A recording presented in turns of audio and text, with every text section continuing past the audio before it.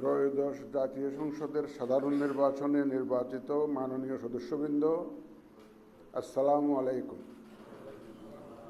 আপনাদেরকে আন্তরিক অভিনন্দন। এখন আপনাদেরকে শপথ বাক্য পাঠ করানো হবে।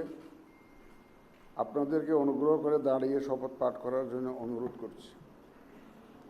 উল্লেখ্য যে আমি শব্দটি উচ্চারণের পর মাননীয় সংসদ সদস্যগণ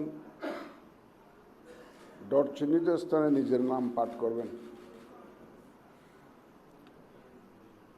আমি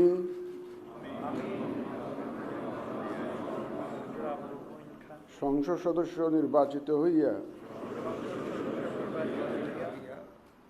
সশ্রদ্ধ চিত্তে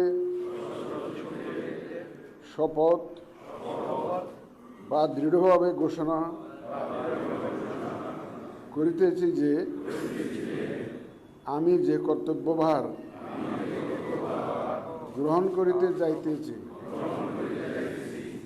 তাহা আইন অনুযায়ী ও বিশ্বস্ততার সহিত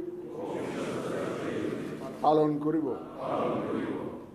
আমি বাংলাদেশের প্রতি অকৃত্রিম বিশ্বাস ও আনুগত্য পোষণ করিব এবং সংসদ সদস্যরূপে আমার কর্তব্য পালনকে ব্যক্তিগত স্বার্থের দ্বারা প্রভাবিত হইতে দিব না। ধন্যবাদ আপনাদের।